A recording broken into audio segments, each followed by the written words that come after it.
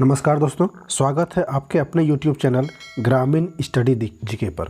तो दोस्तों, आज हम लोग देखेंगे संविधान से संबंधित आने वाले प्रश्नों को। 25 प्रश्न देखेंगे जो बहुत ही इम्पोर्टेंट है और हर एग्ज़ाम में बार बार ये पूछे जाते हैं। तो चलिए शुरू करते हैं पहला क्वेश्चन से। और यदि आप चैनल में नए हैं तो आप इस चैनल को सब्सक्राइब कर लीजिए, क्योंकि यहाँ हर रोज़ इम्पोर्टेंट और सिलेक्टेड क्वेश्चन हम लोग लाते रहते हैं। चलिए पहला क्वेश्चन देखते हैं। पहला क्वेश्चन है, भारतीय संविधान में कुल कितनी अनुसूचियां हैं? सही उत्तर होगा ऑप्शन नंबर सी, यानी कि 12 अनुसूचियां हैं। भारतीय संविधान में कितनी अनुसूचियां हैं? 12 अनुसूचियां हैं। ठीक है, अगला क्वेश्चन देखिए। क्वेश्चन नंबर 2 क्या कहता है? कहता है कि हाउस ऑफ द पीपल को लोकसभा का नाम किस वर्ष किया गया था? हाउस ऑफ द पीपल को लोकसभा का नाम किस वर्ष किया गया था? सही उत्तर होगा ऑप्शन नंबर बी, यानी कि 1954 को। 1954 को जो है भारतीय लोकसभा का नाम हाउस ऑफ द पीपल किया गया था। ठीक है, अगला क्वेश्चन देखिए। क्वेश्चन नंबर 3 क्या कहता है? कहता है कि निम्नलिखित में किस अधिकार को डॉक्टर भीमराव अंबेडकर ने संविधान का हृदय और आत्मा बताया था? किस अधिकार को डॉक्टर भीमराव अंबेडकर ने संविधान का हृदय और आत्मा बताया था? सही उत्तर होगा ऑप्शन नंबर सी, यानी कि संवैधानिक उपचारों का अधिकार को। संवैधानिक उपचारों का अधिकार को। ठीक है, अगला क्वेश्चन देखिए। क्वेश्चन नंबर 4 क्या कहता है? कहता है कि भारतीय संविधान की आत्मा किसे कहा जाता है? भारतीय संविधान की आत्मा किसे कहा जाता है? सही उत्तर होगा ऑप्शन नंबर बी, यानी कि प्रस्तावना को भारतीय संविधान की आत्मा कहा जाता है। ये बहुत ही ज़्यादा इंपॉर्टेंट है और ये हर एग्जाम में पूछे जाते हैं। अगला क्वेश्चन देखिए। क्वेश्चन नंबर 5 क्या कहता है? कहता है कि संसद के 2 सत्रों के बीच की अवधि कितने माह से अधिक नहीं होनी चाहिए? संसद के 2 सत्रों के बीच की अवधि कितने माह से अधिक नहीं होनी चाहिए? कितने माह मतलब कितने महीना से अधिक नहीं होनी चाहिए? सही उत्तर होगा ऑप्शन नंबर बी, यानी कि 6 माह। 6 माह से अधिक नहीं होनी चाहिए। नेक्स्ट क्वेश्चन देखिए। क्वेश्चन नंबर 6 कहता है कि लोकसभा का सत्र एक वर्ष में न्यूनतम कितनी बार बुलाया जाता है?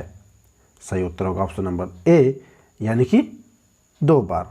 ठीक है, अगला क्वेश्चन नंबर 7 कहता है कि लोकसभा के निर्वाचित सदस्यों की अधिकतम संख्या कितनी हो सकती है? सही उत्तर होगा ऑप्शन नंबर सी, यानी कि 550 हो सकती है। ऑप्शन नंबर सी।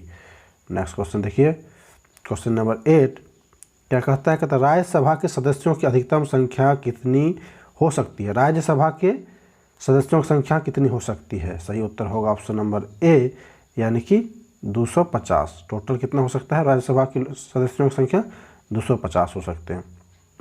अगला क्वेश्चन नंबर 9 कहता है कि वर्तमान में उच्चतम न्यायालय में कितने न्यायाधीश यानी कि जज होते हैं? सही उत्तर होगा ऑप्शन नंबर डी, यानी कि 31 जज होते हैं उच्चतम न्यायालय में। ठीक है, अगला क्वेश्चन देखिए। क्वेश्चन नंबर 10 क्या कहता है? कहता है कि भारत के संविधान सभा किसके कहने पर बनाई गई थी? सही उत्तर होगा ऑप्शन नंबर बी, यानी कि कैबिनेट मिशन के कहने पर बनाई गई थी। और कब बनाई गई थी? तो 1946 में बनाई गई थी। ये भी क्वेश्चन बार बार पूछते हैं। 1946 में बनाई गई थी। अगला क्वेश्चन है क्वेश्चन नंबर 11, ताकि संविधान सभा का पहला सत्र कब हुआ था? सही उत्तर होगा ऑप्शन नंबर सी, यानी कि 9 दिसंबर 1946 को। 1946 को। ठीक है, अगला क्वेश्चन है क्वेश्चन नंबर 12, कहता है कि संविधान सभा के अस्थायी अध्यक्ष कौन थे? सही उत्तर होगा ऑप्शन नंबर डी, यानी कि सच्चिदानंद सिन्हा थे। अगला क्वेश्चन देखिए। क्वेश्चन नंबर 13 कहता है कि 11 दिसंबर 1946 को किसे संविधान सभा का अस्थायी अध्यक्ष चुना गया था? 11 दिसंबर 1946 को किसे संविधान सभा का अस्थायी अध्यक्ष चुना गया था? सही उत्तर होगा ऑप्शन नंबर डी, यानी कि डॉक्टर राजेंद्र प्रसाद को चुना गया था। नेक्स्ट क्वेश्चन है क्वेश्चन नंबर 14, कहता है कि संविधान सभा के संवैधानिक सलाहकार कौन थे? सही उत्तर होगा ऑप्शन नंबर सी, यानी कि बेनेगल नरसिंह राव थे।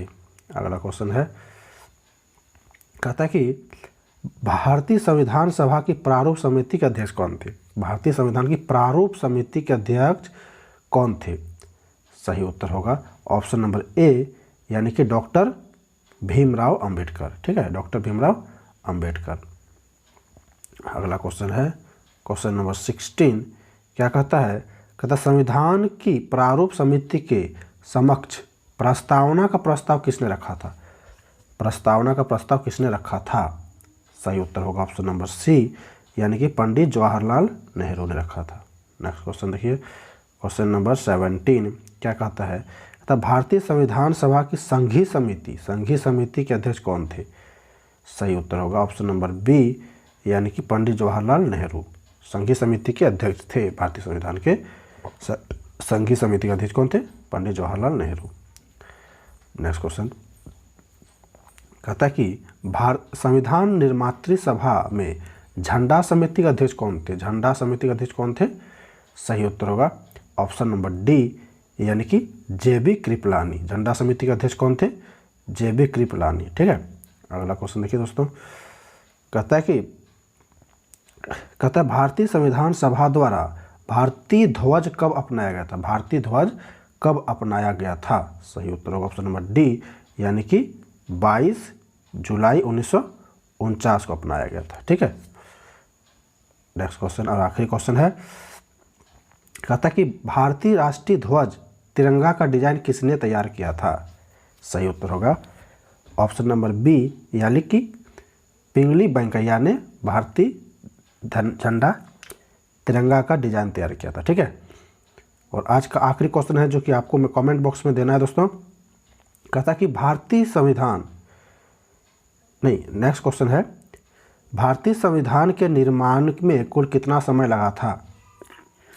सही उत्तर होगा ऑप्शन नंबर सी यानी कि 2 वर्ष 11 महीना 18 दिन। नेक्स्ट क्वेश्चन है क्वेश्चन नंबर 22। कहता है कि भारतीय संविधान कब अंगीकार किया गया था? सही उत्तर होगा ऑप्शन नंबर बी यानी कि 26 जनवरी 1949 को अंगीकार किया गया था भारतीय संविधान को।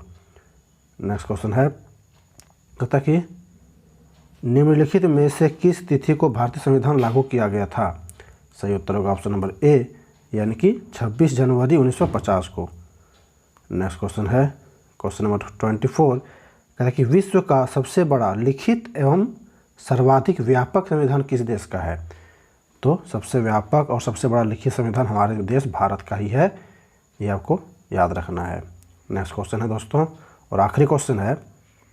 कहता है कि भारतीय संविधान कैसा है? भारतीय संविधान कैसा है? सही उत्तर होगा ऑप्शन नंबर डी यानी कि अंशतः कठोर और अंशतः लचीला है। अंशतः कठोर और अंशतः लचीला है हमारे भारतीय संविधान। और आखिरी क्वेश्चन है जो दोस्तों जो कि आपको कमेंट बॉक्स में देना है आंसर इसका क्या है? कहता है कि मानव शरीर में क्रोमोसोम की संख्या कितनी होती है? मानव शरीर में क्रोमोसोम की संख्या कितनी होती है? ये आपको कमेंट बॉक्स में बताना है। बहुत ही इंपॉर्टेंट क्वेश्चन है और बार बार ये पूछे जाते हैं, बायोलॉजी के क्वेश्चन है। तो धन्यवाद दोस्तों। अगर ये वीडियो अच्छा लगा तो वीडियो को लाइक कर दें। चैनल में नए हैं तो ज़रूर चैनल को सब्सक्राइब करें।